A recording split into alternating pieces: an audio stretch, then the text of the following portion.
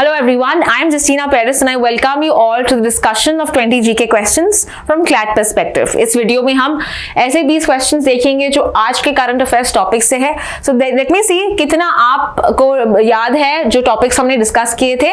Let's see the questions now. First the question है which organization has developed the BHIM app. ये जो BHIM app है ये national payments corporation of India ने develop किया था.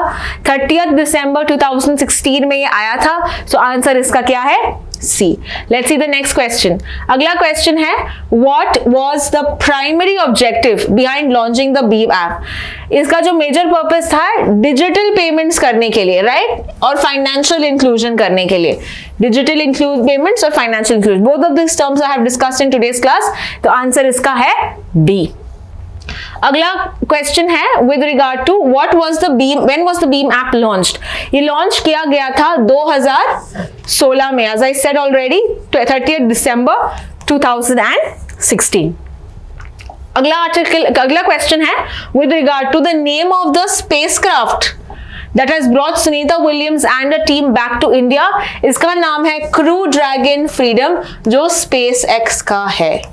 Okay, crew dragon freedom. So इसका आंसर भी B है. अगला क्वेश्चन है what is Sunita Williams ancestral village in India. What is name? It is Jhulasan in Gujarat. तो इसका आंसर भी B है. अगला क्वेश्चन है with regard to which is the space agency which is not part of International Space Station. ESA है, JAXA है, CSA है, ISRO नहीं है. So which are the space stations that are part of ISRO, that are part of ISS? NASA है, Canada का है, Japan का है, यूरोप का है, as well as रशिया का है, which is called as Roscosmos. Clear? Let's proceed to the next question. अगला क्वेश्चन है how long does it take for the ISS to orbit the earth once. एक बार one time के लिए it takes 90 minutes, 1.5 hour to pass the earth. तो इसीलिए answer इसका D है. अगला क्वेश्चन है India aims to build an indigenous space station named Bharatiya Antariksh Station by which year? By 2035. और 2040 तक हमको humans भेजना है on the moon. Humans on the moon. ठीक है, man on the moon, right? So answer इसका C है.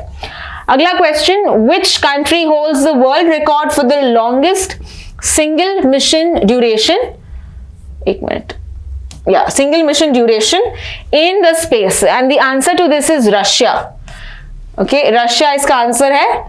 So we have the astronaut from Russia who stayed for almost 400 days, okay, in space in one go. Okay, तो इसका answer Russia है. Apart from that, what does APAR stand for? APAR का full form है automated permanent academic account registry. ये answer इसका A है. Okay, let's see the next question. Next question है what is the main purpose of APAR ID? It is to link students academic records with the Aadhaar number for ease access transition, right. So यहाँ पे this exactly is कि हम उनके student के records link करें, इसीलिए इसका नाम APAR है. And therefore the answer to this is A.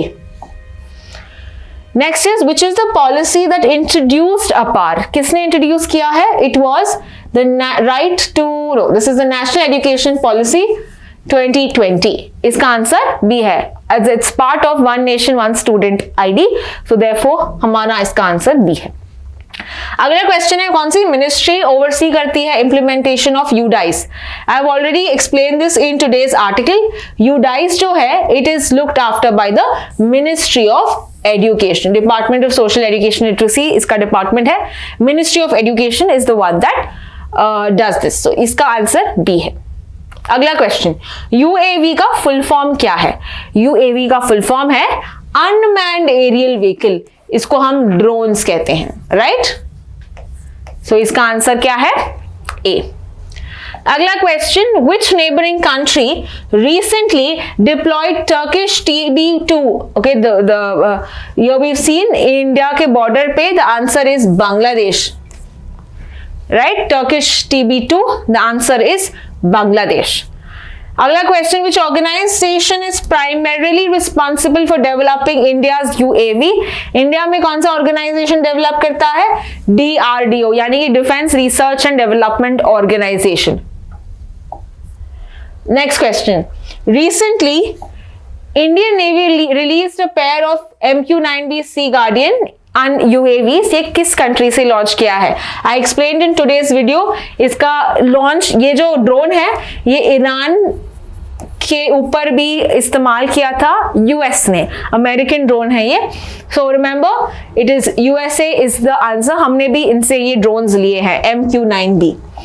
अगला क्वेश्चन है, ऑटो पेन क्या है? आज के आर्टिकल में देखा है, it is a type of pen जो सिग्नेचर्स प्रोड्यूस करने में, लेकिन रियल इंक के साथ, right, not metallic ink. So इसका आंसर भी है। So read the question well, because आपके एग्जाम में क्वेश्चंस ऐसे आते हैं दैट आर वेरी सिमिलर, जो आप पढ़ने से ऐसे कंफ्यूजन हो जाता है, right. Now because we have studied it, we automatically can read and understand कि हाँ यही मेरा आर्टिकल है। So read it well. Real ink का इस्तेमाल होता है पब्लिक फिगर्स का सिग्नेचर को रिप्रोड्यूस करने में, ये सहायता करता है। तो इसका आंसर बी है। अगला question, which US president is generally recognized as the first to use an auto pen? पहली बार हैरी ट्रूमैन ने इसका इस्तेमाल किया था। तो आंसर इसका सी है। आज के आर्टिकल में ये देखा है हमने। And finally the last question, capital क्या है यमन का? इसका आंसर है डी, सना। तो इसका आंसर है D, Sanaa. Sanaa is the capital of Yemen. So that is all with regard to today's questions. I hope you have got them, all of them correct. I will see you in the next video. Thank you so much for watching.